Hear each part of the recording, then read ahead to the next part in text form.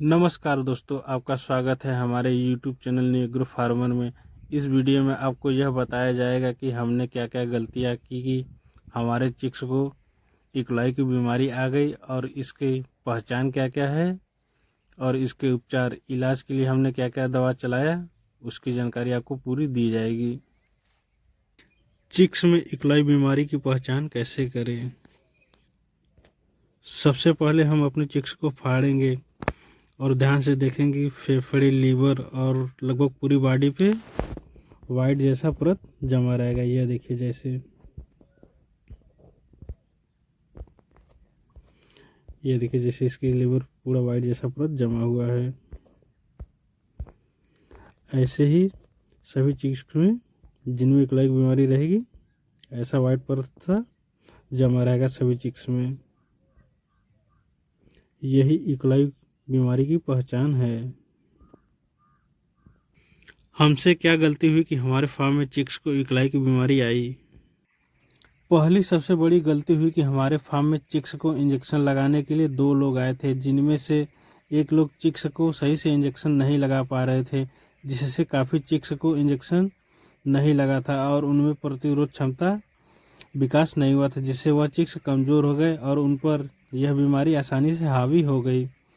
इसलिए जब भी आप अपने फार्म में चिक्स को इंजेक्शन लगवाए तो ध्यान दीजिएगा कि इंजेक्शन लगाने वाले लोग सही से इंजेक्शन लगा रहे हैं या नहीं। और चिक्स को हमेशा इंजेक्शन त्वचा में लगता है, जैसे गर्दन, चेस्ट या जांघ, लेग्स पर। लेकिन जब 1 से 16 दिन के अंदर चिक्स को इंजेक्शन लगाना हो तो गर्दन पर इंजेक्शन लगाना अच्छा माना जाता है, न कि चेस्ट पर। और 17वें दिन के बाद चिक्स को हमेशा जांघ, लेग्स पर इंजेक्शन लगाया जाता है। यदि चिक्स सही से पानी न पिए या प्रदूषित जल पिए तो उनमें इकलॉय बीमारी आने की चांस बहुत अधिक हो जाती है। दूसरी सबसे बड़ी गलती हमने किया कि अपने ड्रिंकर लाइन के कटोरिया को स्टार्टिंग में हर 2 या 3 दिन में साफ़ करना चाहिए था, लेकिन हमने 7 से 8 दिन बाद साफ़ किया था, जिससे कुछ चिक्स प्रदूषित जल पी लिए थे और उनमें इकलॉय बीमारी आने की संभावना बढ़ गई थी। अभी आपको बताया जाएगा।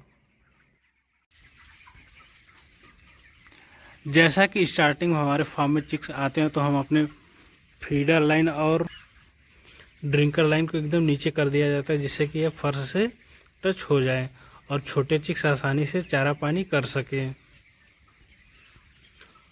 और जब हमारे ड्रिंकर लाइन का कटोरिया फर्श से टच रहता है तो छोटे चिक्स के पैरों द्वारा या किसी अन्य कारण से इस कटोरिये में भूसी आ जाती है।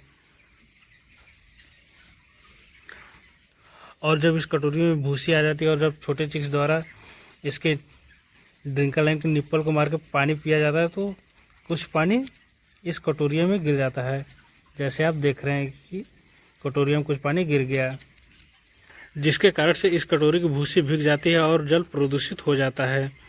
तो कुछ छोटे चिक्स इस कटोरिये से पानी पी लेते हैं, न कि इसके ड्रिंकर लाइन के निप्पल से।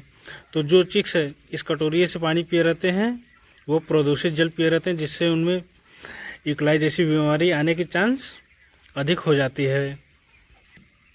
इसलिए जब स्टार्टिंग में आपके फार्म में चिक्स आए तो हर 2 या 3 दिन पे अपने ड्रिंकर लाइन के कटोरियों को साफ अवश्य करें, जिससे कि चिक्स स्वच्छ पानी पिए, न कि प्रदूषित पानी। और जब ड्रिंकर लाइन को थोड़ा ऊपर उठा दिया जाए तो आप हफ्ते में एक बार अपने ड्रिंकर लाइन के कटोरियों को साफ़ कराएं। और स्टार्टिंग में जब हमारे फार्म में चिक्स आते हैं तो हम 1 से 7 दिन तक मैनुअल ड्रिंकर का भी प्रयोग करते हैं। इस बार हम लोग यदि अपने मैनुअल ड्रिंकर में सुबह के टाइम पानी भर देते थे तो अगली सुबह पानी भरते थे, मतलब 24 घंटे में केवल एक बार पानी लगाते थे। इस कारण से इसके प्लेट में भी भूसी आ जाती, जिससे यह भी जल प्रदूषित हो जाता था। इसलिए यदि आप अपने फार्म में भी मैनुअल ड्रिंकर का प्रयोग कर रहे हैं तो एक दिन में सुबह और शाम दोनों टाइम पानी चेंज किया कीजिएगा, न कि 24 घंटे में केवल एक बार। तीसरी गलती हुई कि स्टार्टिंग में जब हमारे फार्म पर सुपरवाइज़र विजिट करते थे तो कहते थे कि स्टार्टिंग में चिक्स की मोर्टेलिटी होती है, और यह बात सच है कि स्टार्टिंग में थोड़े चिक्स की मोर्टेलिटी अधिक होती है, फिर बाद में कम हो जाती है। इसी कारण से हमारे सुपरवाइज़र ने किसी चिक्स को फाड़कर पोस्टमार्टम नहीं किया, जिससे हमें बीमारी का लेट पता चलता है। इसलिए जब भी आपके फार्म पर सुपरवाइज़र विजिट करे तो सभी चिक्स या कुछ चिक्स को फाड़कर अवश्य उसका पोस्टमार्टम कराएं, जिससे कि उनके मृत्यु का कारण का पता चल सके या फिर कोई बीमारी तो आने वाली नहीं है, और उसी के आधार पर दवा को चलाया जाए।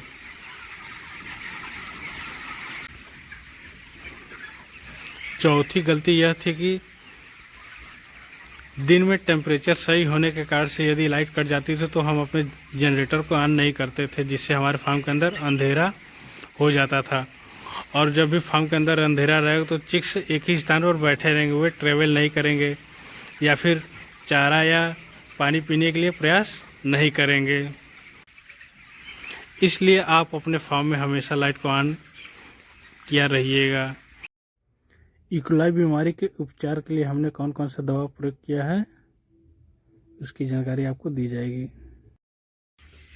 पहली दवा का नाम कॉपर सल्फेट है। इसे नीला तोता या नीला तुतिया के नाम से भी जाना जाता है। इसका जब भी प्रयोग किया जाता है तो जामुन के सिरके के साथ ही किया जाता है। सिर्फ आप कॉपर सल्फेट का प्रयोग नहीं कर सकते हैं।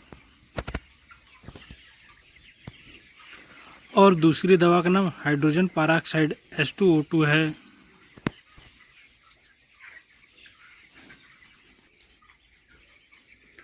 तीसरी दवा का नाम गोल्डिकॉल है और इसकी प्राइस 3,958 रुपये है, और यह हमें 2,660 रुपये में प्राप्त हुआ है 500 ग्राम।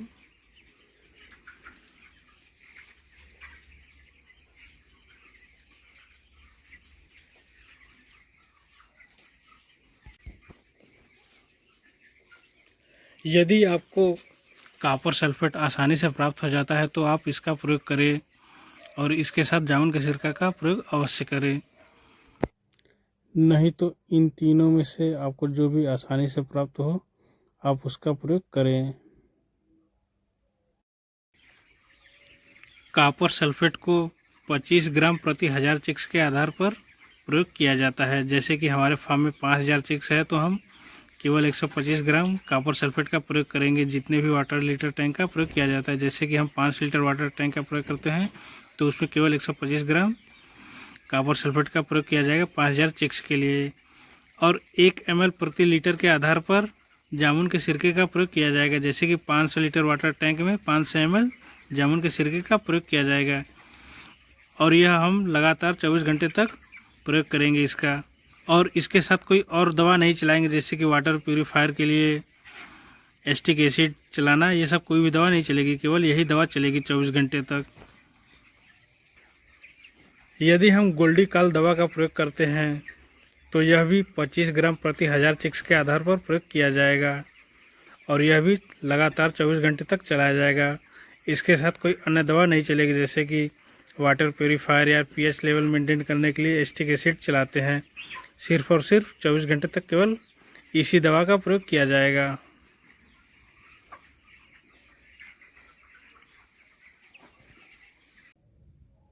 यदि हम H2O2 दवा का प्रयोग करते हैं तो यह 1 ml प्रति लीटर के आधार पर प्रयोग किया जाएगा। जैसे कि 1000 लीटर वाटर टैंक में 1 लीटर H2O2 का प्रयोग किया जाएगा।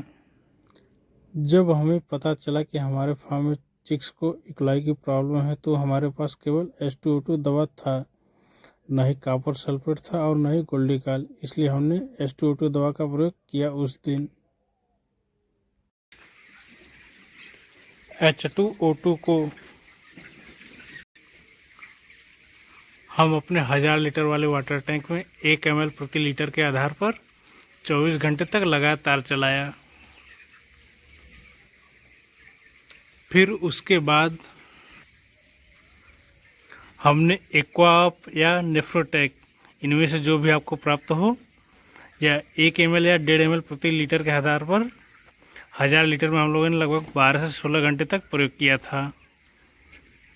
फिर उसके बाद हमने मार्केट से गोल्डी काल दवा को खरीद के लाया और इसे हमने 25 ग्राम प्रति 1000 चिक्स के आधार पर 24 घंटे तक प्रयोग किया। यदि इतनी दवा चलाने के बाद आपके फार्म में चिक्स की मोर्टेलिटी कम नहीं होती या इक्लाई कम नहीं होता तो आप अपने फार्म में जल्द से जल्द जेंटा और टाइलासिन के इंजेक्शन लगवाइए। यदि एक बार लगवा लिया है तो पुनः इंजेक्शन को लगवाइए, नहीं तो नहीं मोर्टेलिटी कम होगी और नहीं इक्लाई ख़त्म होगा और यह फिर CRD जैसी बड़ी बीमारी का रूप ले लेगा। यदि इतनी दवा चलाने से आपके फार्म में इक्लाई की समस्या या बीमारी कम होती है तो आप उसके बाद H2O2 का प्रयोग करें और उसके डोज को कम कर दिए। जैसे स्टार्टिंग में हम 1 ml प्रति लीटर प्रयोग करते थे तो फिर उसके बाद आधा ml प्रति लीटर प्रयोग किया जाएगा। जैसे कि 1000 लीटर वाले वाटर टैंक में हम 500 ml H2O2 का प्रयोग करेंगे और यह प्रक्रिया हम 3 दिन लगातार करेंगे, जिसमें से कि 12 घंटे हम H2O2 वाला पानी चलाएंगे अपने वाटर टैंक में और 12 घंटे एक्वा अप या नेफ्रोटेक जो भी आपके पास उपलब्ध हो वह 1 ml प्रति लीटर के हिसाब से चलाएंगे। जैसे कि 1000 लीटर वाटर टैंक में हम 1 लीटर नेफ्रोटेक या एक्वा अप का प्रयोग करेंगे और यह 3 दिन तक करेंगे। फिर 3 दिन के बाद हम H2O2 के डोज को कम करेंगे। जैसे कि हम फिर 1000 लीटर वाले वाटर टैंक में 250 ml H2O2 डालेंगे और 1 लीटर नेफ्रोटेक या एक्वा अप डालेंगे और ऐसे ही दवा का डोज हम तब तक अपनाएंगे जब तक कि हमारे चिक्स से इक्लाई की बीमारी ख़त्म न हो जाए। जैसे कि 1000 लीटर वाटर टैंक में 250 ml H2O2 और 1 लीटर एक्वा अप या नेफ्रोटेक दवा का प्रयोग किया जाएगा। और हमारे द्वारा दी गई जानकारी आपको अच्छी लगे तो प्लीज़ हमारे चैनल को लाइक शेयर सब्सक्राइब अवश्य करें और वीडियो देखने के लिए आपका बहुत बहुत धन्यवाद।